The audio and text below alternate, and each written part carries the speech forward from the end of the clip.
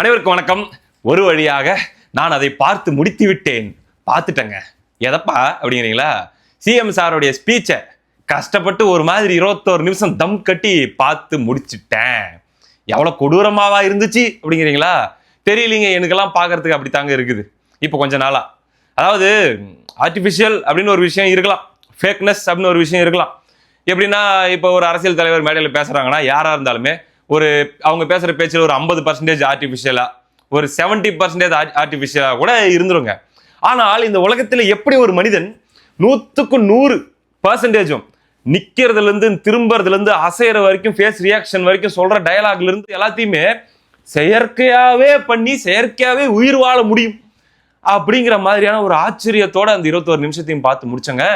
உண்மையிலே Joseph Vijay is the embodiment of fakeness அப்படிங்கிறது புரிஞ்சு இல்லைங்க. கரூர் ரொம்பவே இதயத்துக்கு நெருக்கமான 41 உயிர்கள் பலியான ஒரு ஊர் அப்படின்னு சொல்லிட்டு தான் வராரு. சரிப்பா, எலெக்ஷனில் ஜெயிச்ச உடனே வேலையா கரூருக்கு போயிருந்திருக்கலாமே அப்படின்ற மாதிரியான கேள்விகள்லாம் வந்துச்சு. அல்லது குறைஞ்சபட்சம் அந்த 41 பேருடைய அந்த புகைப்படத்தை வச்சு ஒரு அஞ்சலி செலுத்தி இருக்கலாமே, ஒரு அவங்கள நினைவு கூறுற மாதிரி அப்படின்ற மாதிரிலாம் கேள்விகள் வந்துச்சு. அதுக்கு அவங்க சொன்ன பதில் என்ன அப்படின்னா, ஏன் இதை சொல்றேன் அப்படின்னா, ஆல்மோஸ்ட் திரைத்துறையில் இருக்கிற எல்லாரையும் சந்திச்சு முடிச்சிட்டாரு. ஆனா கரூர் விஷயத்த தள்ளி தள்ளி போட்டுனே வந்தாரு.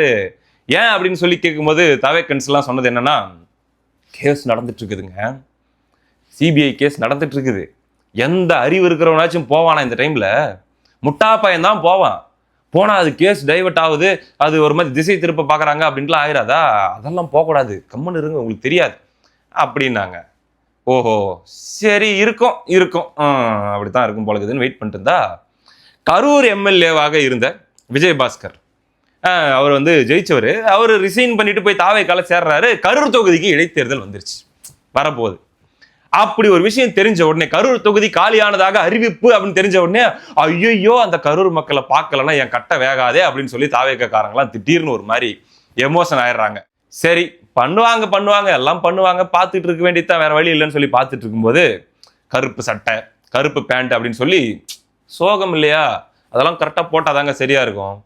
அப்படி போயிட்டு ஏறி நின்று பயங்கரமா ஓப்பனிங்லேயே பார்த்தீங்கன்னா, இப்படிதாங்க எங்களை நாமக்கல்ல இருந்து நாங்கள் கரூருக்கு வரும்போது எங்களை ஒரு மாதிரி வாங்க அப்படிங்கிற மாதிரி காவல்துறை அப்படி கூட்டிட்டு போனதெல்லாம் பார்த்து நான் கூட நம்பிட்டேன். ஆனால் உள்ளே போய் எங்களை உள்ளே விட்டுட்டு அவங்களாம் நான் தேங்க்ஸ் கூட சொன்னேன். ஆனால் எப்பேற்பட்ட நாடகம் போட்டு சதியில் எங்களை சிக்க வச்சிருக்காங்கன்ட்டு எங்களுக்கு அதுக்கப்புறம் தான் புரிஞ்சு அப்படின்னு சொன்னார். அதாவது ஒருவேளை காவல்துறை எங்களை வரவேணாம், சுச்சுவேஷன் சரியில்லை, ஒரு மாதிரி இருக்குது அப்படின்னு சொல்லி நிகழ்ச்சியை கேன்சல் பண்ணியிருந்தா கூட பரவாயில்லைங்க. ஆனால் இப்படி நாடகம் பண்ணி எங்களை சிக்க வச்சுட்டாங்க அப்படின்ட்டு நமக்கு ஒரே ஒரு கேள்விதான். அதாவது அங்கே சுச்சுவேஷன் சரியில்லை அப்படிங்கிறது காவல்துறைக்கு மட்டும்தான் தெரியுமா? காவல்துறையால் மட்டும்தான் புரிஞ்சிக்க முடியுமா? அவங்க கட்சிக்காரங்களும் காலையிலேருந்து அங்கே தான் இருந்திருப்பாங்க, அவங்களாலாம் புரிஞ்சிக்க முடியாது. அவங்களாம் உங்கள் காதில் துப்பி இருக்குது, காதில் சொல்லியிருக்க மாட்டாங்களா இப்படி தாங்க மேட்ரு அப்படின்ட்டு. ஜஸ்ட் பிகாஸ் அந்த கரூர் இன்சிடென்ட்ல இவங்களை மட்டுமே எல்லாரும் டார்கெட் பண்ணிட்டு இருக்கிறாங்களே, டிஎம்கே சைடு இருக்கிற தப்பை யாருமே பேச மாட்டேங்கிறாங்களே அப்படின்னு சொல்லி நம்ம பேசின ஒரே காரணத்துக்காக உங்க சைடு தப்பே இல்லைன்னா அர்த்தம் கிடையாது சார். தப்பே இல்லைன்னா அர்த்தம் கிடையாது. நிறைய தாவேக்காவுடைய தவறுகள் ஓவர்லுக் பண்ணப்பட்டுச்சு. ஓவர்லுக் பண்ணோம் காரணம், பதில் சொல்ற இடத்துலயோ பேசுற நிலைமையிலயோ உங்களுக்காக நீங்களே டிஃபெண்ட் பண்ணிக்கிற இடத்துலயோ அன்னைக்கு நீங்க இல்ல. அதுக்காக நாங்க பேசணும். அதுக்காக நீங்க தப்பே பண்ணலன்னுலாம் சொல்ல முடியாது. பச்சை குழந்தை அப்பா உனக்கு வேற கடையில வாங்கி தரேன் அப்படின்னு தூக்கி இடுப்பு மேல வச்சுட்டு போயிடுற அளவுக்கு குழந்தைகள் ஒன்றும் நீங்க கிடையாது. நிறைய விஷயம் கான்சியஸா தெரிஞ்சுதான் நீங்க பண்ணிருக்கீங்க. அது இந்த இடத்துல போய் நிக்கும்னு வேணா உங்களுக்கு தெரியாம இருந்திருக்கலாம். அப்படின்னும் போது நாமக்கலுக்குனா, இப்ப நான் கரூருக்கு ஏன் லேட்டா வந்தேன்னு கேட்டதுக்கு, இல்ல நான் நாமக்கல் எனக்காக வெயிட் பண்ணிட்டு இருக்கிற மக்களை நான் அப்படியே விட்டு வர முடியுமா அப்படின்னீங்க.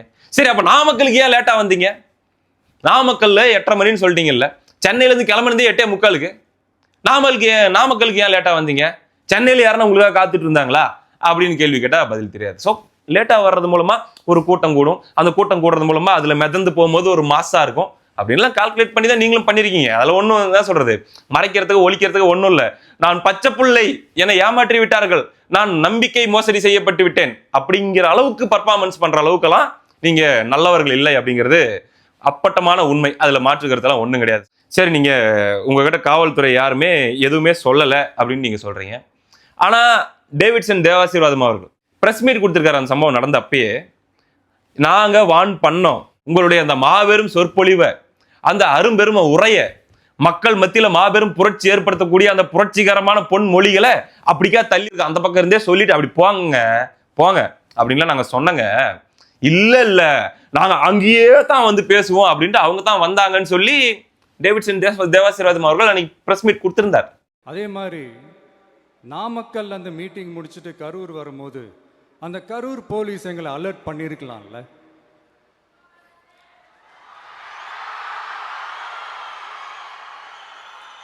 இல்லை சார், இங்கே எதிர்பார்த்ததை விட கொஞ்சம் கூட்டம் அதிகமாக இருக்குது, கண்ட்ரோல் பண்ண முடியல, வராதிங்க.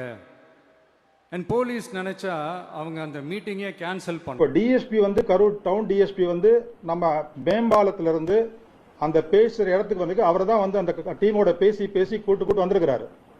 ஒரு அட்லீஸ்ட் 50 மீட்டர்ஸ் பிஃபோர் அந்த ஸ்பீக்கிங் பாயிண்ட்ல வச்சு பேசி சொல்லியிருக்கிறாரு, சரி இங்கே நிறுத்திக்கலாம், வேண்டாம் கூட்டம் ரொம்ப ஜாஸ்தியாக இருக்குது, இங்கே வச்சே பேசலாம்னு சொல்லிட்டு. அதுக்கும் அந்த ஆர்கனைசர்ஸ் மறுத்துருக்குறாங்க, இல்லை இல்லை நாங்கள் அந்த பாயிண்ட்டுக்கு தான் போகணும், இங்கேருந்து எங்களுக்கு கவரேஜ் நல்லா கிடைக்காது, இங்கேருந்து எங்களுக்கு வந்து சரியாக மைக் கேட்காது, சரியாக கேட்காது. ஸோ அதனால தான் அங்கேருந்து திருப்பி வந்து கொஞ்சம் கொஞ்சமாக வந்து அந்த வண்டியை வந்து கொஞ்சம் புஷ் பண்ணி கிரௌட கொஞ்சம் 2 மூவ் பண்ணி கொண்டு வந்துருக்காங்க. இல்ல ரெப்ரி, இவர் பொய் சொல்றார், ரெப்ரி இவர் பொய் சொல்றார் அப்படின்னு சொல்லி ஒருவேளை தாவேக்கா சொல்றதாக இருந்தால் அது வந்து சிபிஐ விசாரணையில அவங்க சொல்லியிருப்பாங்க. யார் பொய் சொல்றாங்க, யார் உண்மை சொல்றாங்க அப்படிங்கிறது சிபிஐ விசாரணையில தெரிய வரும். நம்ம கேட்கிற கேள்வி என்னன்னா, அப்படி பொய் சொன்னவராக இருந்திருந்தால் நீங்க தான் இப்ப அதிகாரத்துக்கு வந்தீங்களே, வந்ததுக்கு அப்புறம் அவர் மீது நீங்கள் எடுத்த நடவடிக்கை என்ன? அவருக்கு மறுபடியும் ஏன் போஸ்டிங் போட்டீங்க? அவரை அப்படியே நீங்க வந்து தண்ணி இல்லாத காட்டுக்கு மாத்திர மாதிரியான சில பல வித்தைகள் எல்லாம் காட்டியிருக்கலாம் இல்ல? வர்றாம் பாரு வேட்டக்காரன் அப்படின்ட்டு அவர்கிட்ட ஏதாச்சும் நீங்க பண்ணிருக்கலாம் இல்ல? ஏன் பண்ணலை? அவர் தானே சொன்னாரு. அவர் மட்டுமா சொன்னாரு? தாவேக்காவுக்கு முழு நேரமாக ஆதரவாக நின்று குரல் கொடுக்கக்கூடிய சபீர் அகமது, மூத்த பத்திரிகையாளர், நடுநிலையாளர், அவர் சொல்லியிருக்காருங்க. 500 மீட்டருக்கு அந்த பக்கம் இருந்து பேச சொன்னாங்க காவல்துறை, டிஎஸ்பி சொன்னாங்க. ஆனா டிஎஸ்பி எப்படி சொல்லலாம்? ஒரு இன்னும் பெரிய பெரிய அதிகாரிகள சொல்லியிருக்கணும் அப்படின்ட்டு அவர் பேசியிருக்காரு. வீடியோ இருக்குது, போட்டு காட்டலாமா இல்லையான்னு தெரியல, வேணா ஒரு 3 செகண்டுக்கு டப்புன்னு போட்டு காமிச்சிடுறேன். பஸ் அப்படியே உள்ள வருது, போலீஸ் வந்து சொல்றாங்க 500 மீட்டருக்கு முன்னாடியே நீங்க நின்று பிரச்சாரம் பண்ணிருங்க அப்படின்றாங்க. அவர் வந்து முடியாது, நம்ம அந்த பாயிண்ட்ல தான் பண்ணுவோம் அப்படின்றாங்க. இதெல்லாம் யார் பேசிட்டு இருக்கா அப்படின்னு பாத்தீங்கன்னா ஒரு டிஎஸ்பி பேசிட்டு இருக்காரு. அப்ப ஓப்பனிங்லயே என்ன பண்றோம், நம்ம கரூர்ல பேச ஆரம்பிக்கும் போது பச்சை பொய்ய கான்பிடென்ட்டா மூஞ்சி வச்சுக்கிட்டு சொல்ல ஆரம்பிக்கிறோம். ஏன்னா இருக்கு, அதுக்கு ஆடியன்ஸ் கோடிக்கணக்கில் இருக்கு, அது கன்வின்ஸ் ஆகிறதுக்கு கோடிக்கணக்கில் இருக்கு. அதாவதுங்க 4 விஷயம் தான். எப்பயுமே நம்ம ஆளு வந்து 15 இருந்து 20 நிமிஷம் தான் பேசுவாரு. 4 மேட்ரு. முதல் விஷயம் மொரட்டு சிம்பத்தி. 2வது விஷயம் கொடூர விக்டிம் கார்டு. நான் பாவங்க, நான் பரிதாபங்க, என்னை எல்லாரும் சேர்ந்து நசுக்கிறாங்க, என்னை தடுக்கிறாங்க, ஐயோ உங்க விஜய்க்கு இந்த நிலைமை வந்துச்சு பாத்தீங்களா? அதாவது மக்கள் வந்து சிந்திக்கிறது, நமக்கு என்ன பிரச்சனை, நம்ம பிரச்சனைக்கு யார் காரணம் அப்படின்னு யோசிக்கிறது அவங்க மூளை போயிருவே கூடாது. விஜய் பாவம், விஜய்க்கு ஒரு பிரச்சனை, விஜய்க்கு பிரச்சனை கொடுக்கறது யாரு? ஓ அவன் வில்லன், இவர் ஹீரோ, இந்த 2 பேருக்கு நடுவில் இருக்கிற சண்டையில யார் ஜெயிப்பாங்க அப்படின்னு குத்த வச்சு பார்த்துட்டு இருக்கணும். சினிமானா அது ஓகேயா? பிக் பாஸ்னா கூட அது ஓகேயா? நம்ம தான் வாழ்ந்துட்டு இருக்கிறது, அவங்க நம்மளை ஆள்றது. இங்க உட்காந்துக்கிட்டு இந்த ஹீரோவுக்கு அந்த வில்லனுக்கு நடக்கிற ஃபைட்ல ஹீரோ நல்லா பர்ஃபார்மன்ஸ் பண்றாருன்னு ரசிச்சுட்டு இருக்க முடியாதுப்பா. ஆனா அப்படியான ஒரு நரேட்டிவை தான் தாவேக்கா ரொம்ப அழகா, நான் ஹீரோ பாரு, அவன் வில்லன், அவன் நான் அடிக்கிறேன், நீ விசில் அடி அப்படிங்கிற அந்த ரேஞ்சிலே எடுத்துட்டு போயிட்டு இருக்கிறாங்க. உங்களுடைய பிரச்சனைகளை பற்றி உங்களை சிந்திக்க அலோ பண்ணாம இருக்கிறது தான் அவங்களுடைய வெற்றி. ஸோ அதை ரொம்ப சிறப்பாகவே பண்ணிட்டு இருக்கிறாங்க. அப்படி ஒரு மாதிரி எடுத்துட்டு போயிட்டு 2வது விக்டிம் கார்டு வந்துருவாங்க. எந்த பிரச்சனை வந்தாலும் விக்டிம் கார்டு எடுத்துருவாங்க. ஏங்க கவர்மெண்ட் ஸ்கூல்ல போயிட்டு ஏங்க இப்படி அந்த ஸ்டூடெண்ட்டை போயிட்டு டார்ச்சர் பண்ணியிருக்கிறீங்க, அவங்களுக்கு எவ்வளவு மென்டல் ட்ராமா ஏற்பட்டிருக்கும், இப்படியா வந்து டிஸ்கரேஜ் பண்ற மாதிரி பண்ணுவீங்க அப்படின்னா, நானே ஒரு கவர்மெண்ட் ஸ்கூல்ல படிச்ச மாணவி.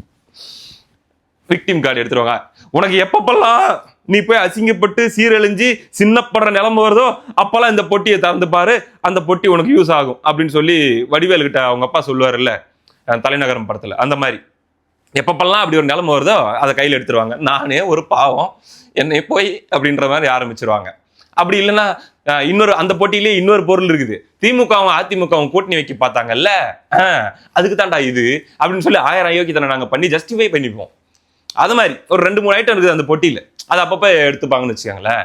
இன்னைக்கும் எடுத்தார் அந்த பொட்டியை நம்மால் சிஎம் சார் எடுத்து தீய சக்தியும் தீர்ந்து போன சக்தியும் ஒன்னா சேர பிளான் போட்டீங்களா இல்லையா, மனசாட்சியோட சொல்லுங்க பார்க்கலாம், எங்க வெளிப்படையா சொல்லுங்க பார்க்கலாம், இல்லைன்னு மறுத்துருங்க பார்க்கலாம் அப்படின்னாரு.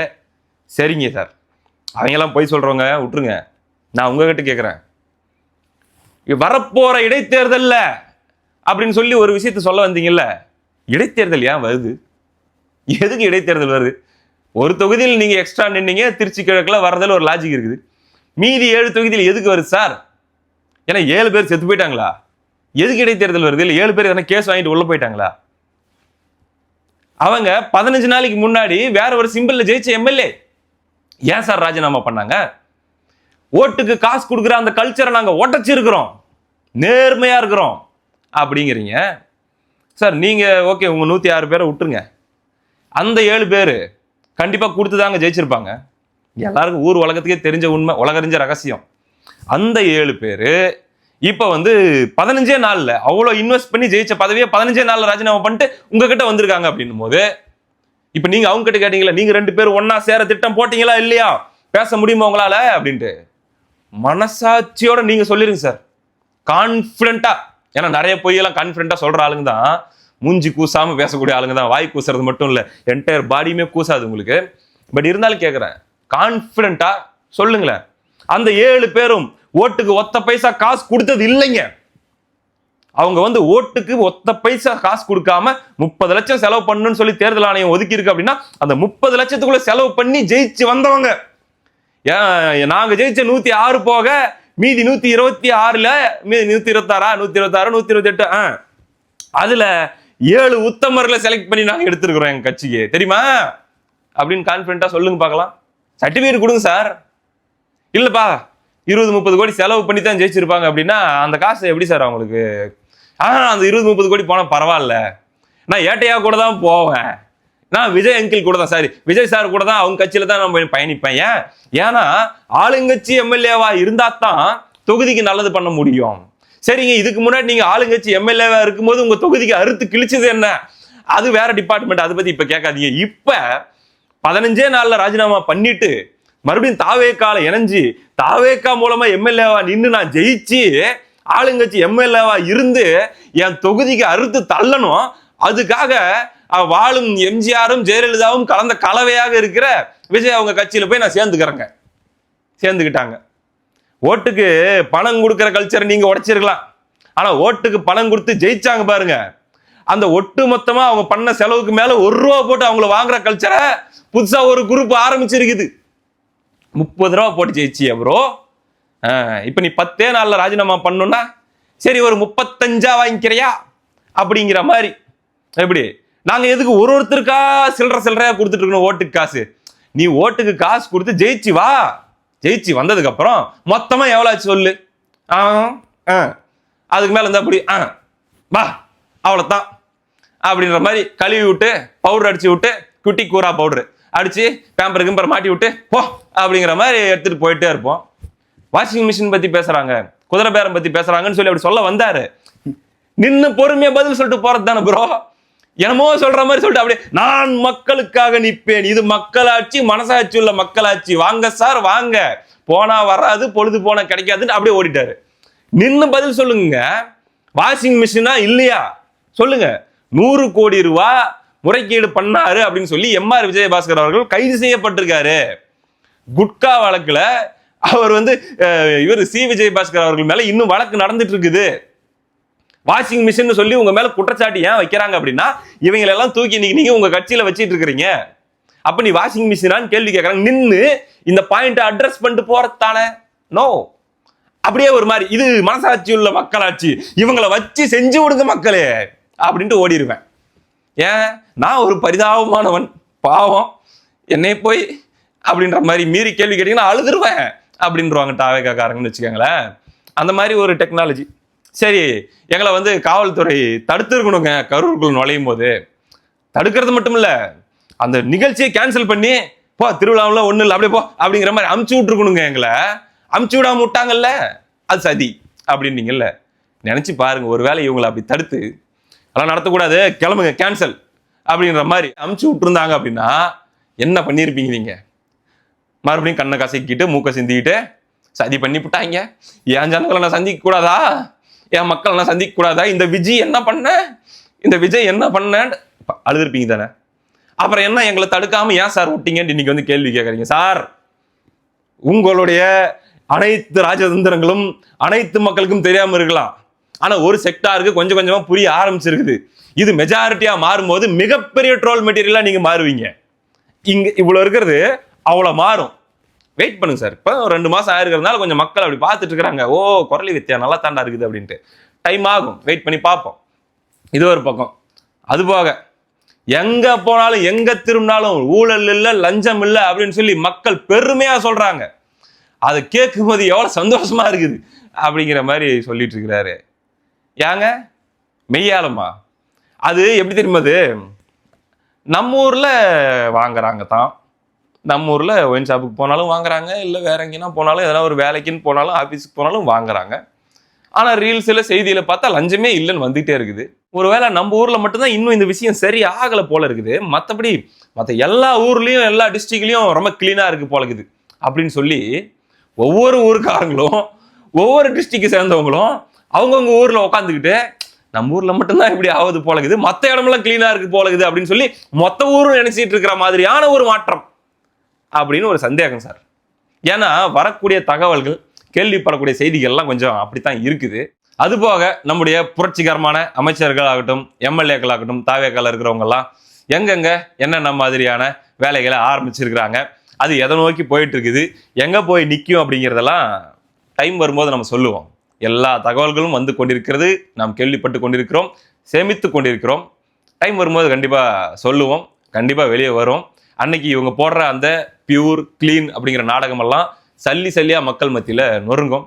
வெயிட் பண்ணுங்க, அடுத்த வீடியோல சந்திப்போம். நன்றி.